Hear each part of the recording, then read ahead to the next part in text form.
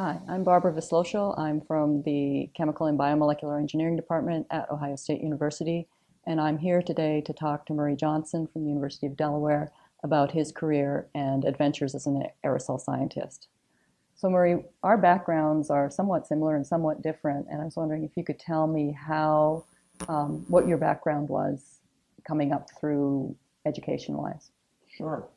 Actually, I'm not an aerosol scientist by trade, I guess by training as a graduate student. As a graduate student, I studied analytical and physical chemistry, did research in high-resolution optical spectroscopy with tunable lasers, postdoc doing surface-enhanced Raman spectroscopy, so looking at solids and surfaces, but not aerosols.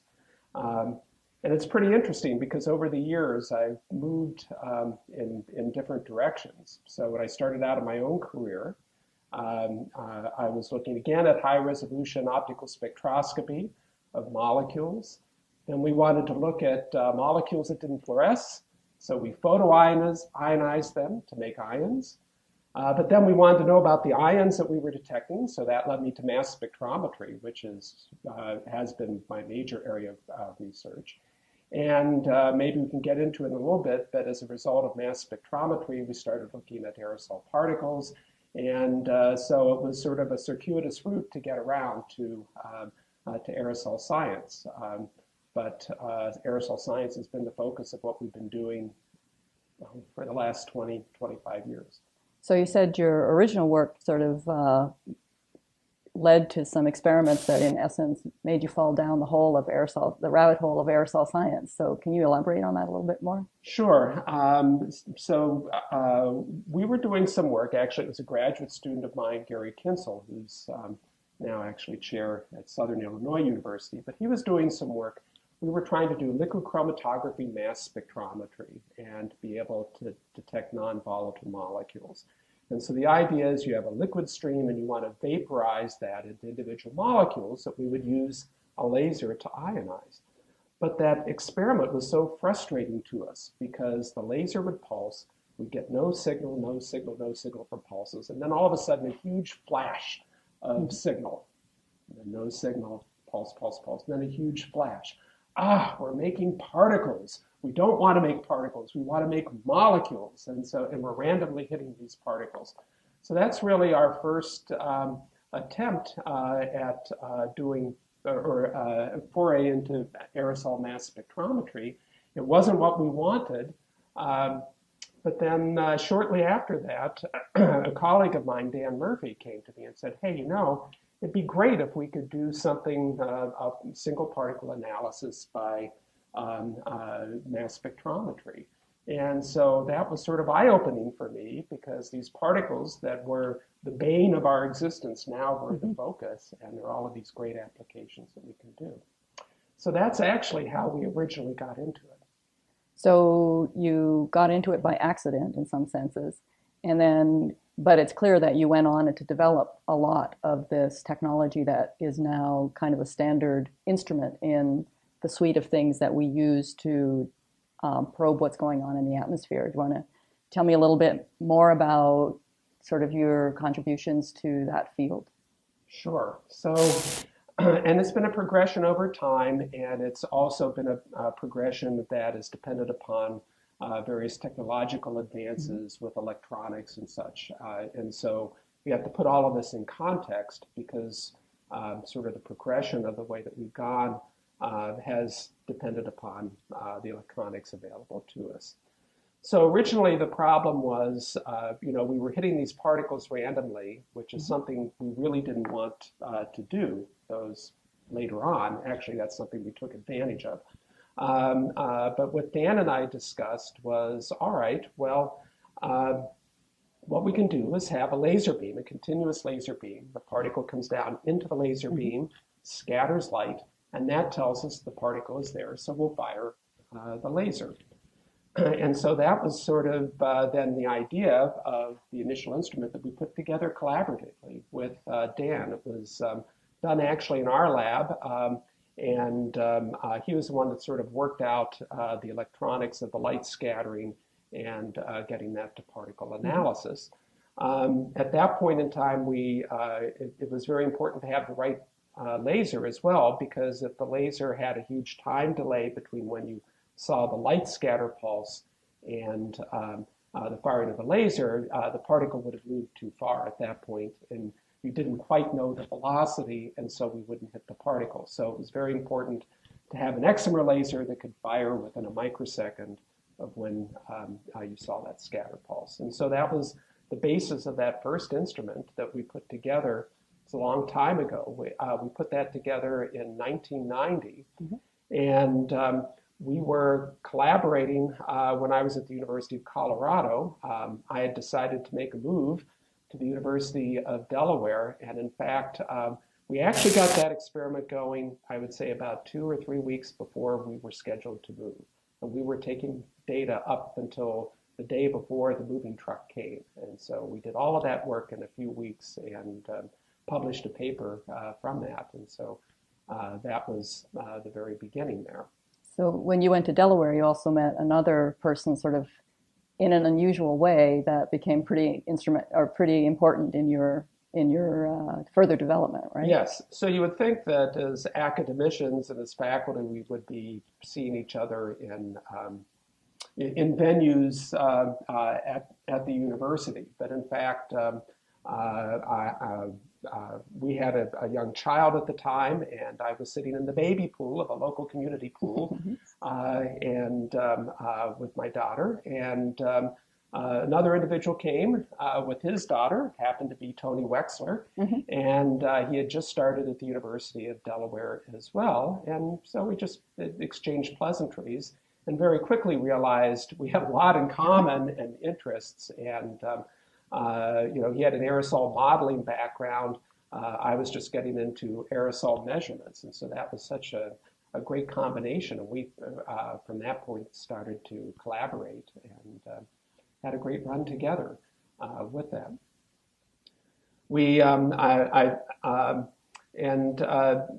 So what would I say there?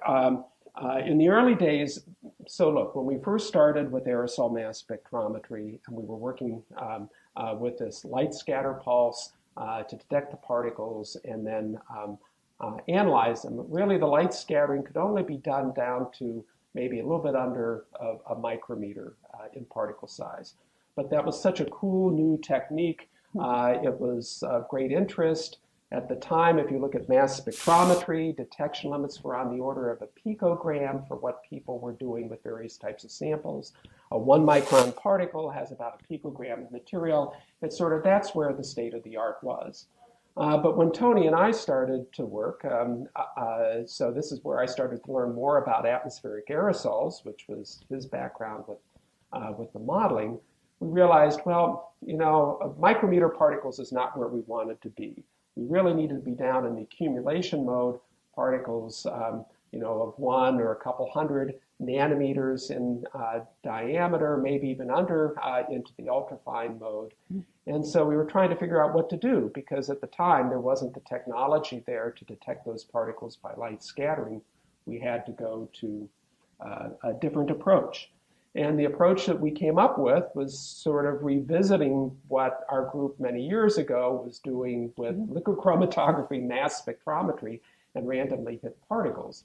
Because we realized at that point we just have to randomly hit particles. That's the only way that experiment was going to work. And so how can you increase the probability that that actually would happen? And so what we did is we got a laser that had a very high repetition rate. The idea is if we fired the laser at a high rate, and if we had a geometry that promoted overlap between the particle beam and the laser beam. So we actually had the particle beam coming down, the laser beam coming up. So that would improve the possibility of hitting a particle. And also about the same time that really made this go was a discovery by Peter McMurray's group of aerodynamic lenses and using those to focus the particle beam very tightly. So we used sort of a version of lenses to be size selective in our case, but the idea was still the same. You could use aerodynamics to get particles into a tight beam. You have a laser beam that's aligned with the particle beam. You fire the laser very quickly. And now, even though only 1 out of 51 or whatever laser pulses hit a particle, you were hitting enough particles per unit time to make the experiment work. And that was our next iteration, where we were able to get down into this accumulation mode region and actually learn quite a bit about particle composition in that size range. So when you and I started working together, sort of side by side at least, with our Crames grant, I know the focus was really going down to the nano and trying to sample from flames and things like that. Yes. So that was sort of the next generation, right? And you had to adapt once more to a different kind of technique. Yes, that's exactly right. So again, when we started to collaborate, actually, if you follow mass spectrometry, at that point, mass spectrometry had detection limits in the femtogram range, 100 nanometer particles, about a femtogram. We were sort of just pulling technology down to that lower level. But as we started collaborating with you, with Hai Wang, and Doug Dorn and Tony Wexler in that. I think I have everybody there in that grant. We wanted to get down much lower than that. We wanted to get down under 50 nanometers, down to as low as 10 nanometers actually was our practical limit that we would look at that point, which you can still say is a little bit high, but that's where we wanted to be. We thought, and so we had to go to a different technology there. And so at that point, the problems become very different. You can't use aerodynamics anymore to focus your particles. They start to get too small. And so the idea was there, okay, well, we have to use electrodynamics. If we put a charge on the particles, we can steer them. And that almost becomes like biological mass spectrometry, where you have a large ion, say a protein or a DNA fragment, that you're sending into your mass spectrometer. Well, those are similar to 5 to 10. Yeah, BSA is like 8 nanometers. Or something. Right. In fact, we've done single particle analysis of BSA using our mass spectrometer. And so, so we started to work toward that. So what are the problems there? You have to use electrodynamics now to bring your particles in. And we also actually had a particle trap, where those charged particles were trapped. And so the particle could be steered in and then actually trapped and just be sitting there waiting for analysis at the right time.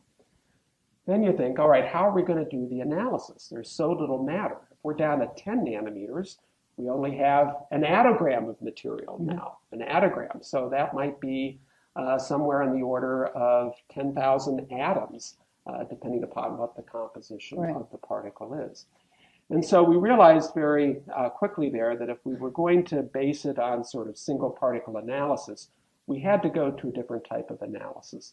So what we were doing at the larger sizes was more a laser desorption ionization, a laser pulse that was energetic to remove, to form molecular fragments and ionize them, but that wasn't going to work down at a small size.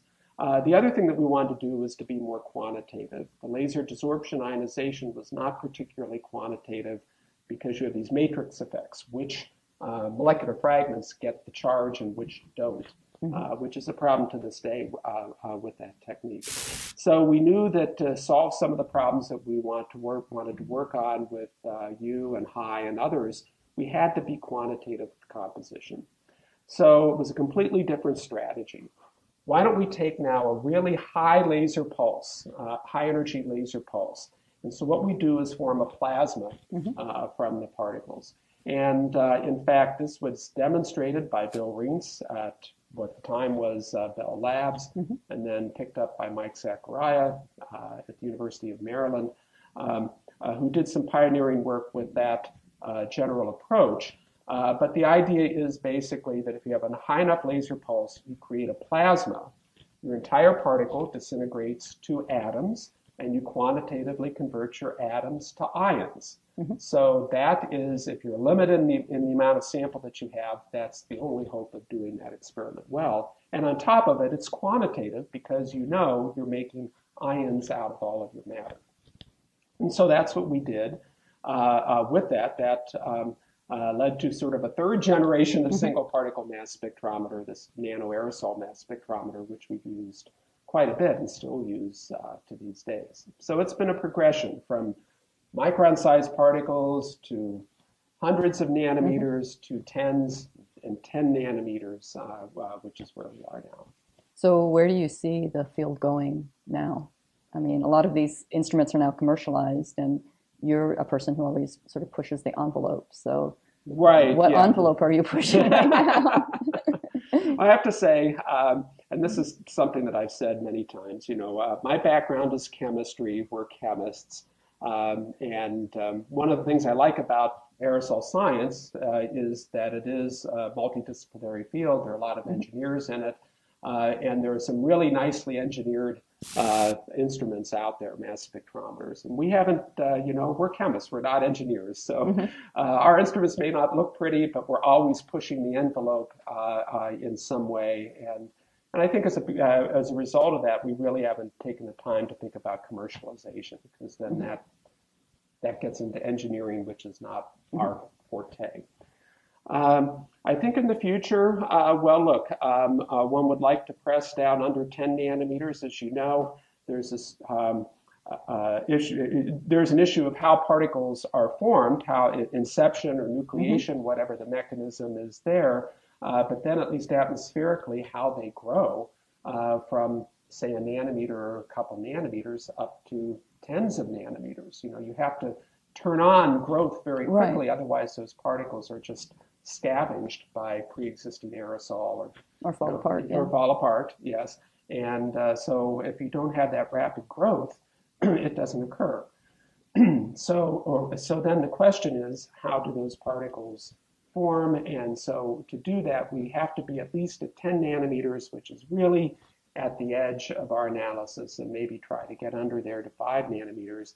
And even a challenge from there is to get back to molecular analysis. Right.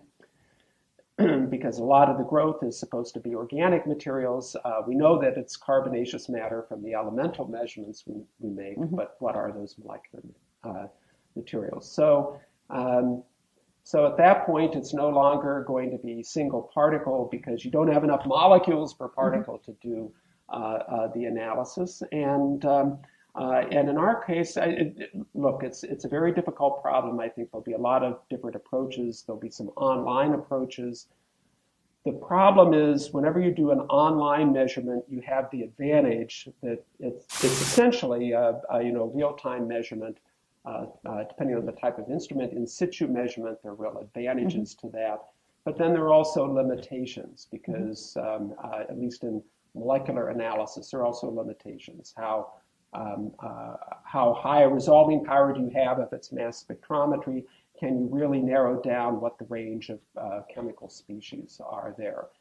And so for us in the future, I think we're going to do this combination of elemental analysis and then collect particles and do molecular analysis, because then you have the full force, so to speak, of molecular mass spectrometry, molecular characterization by other methods as well that you'd have.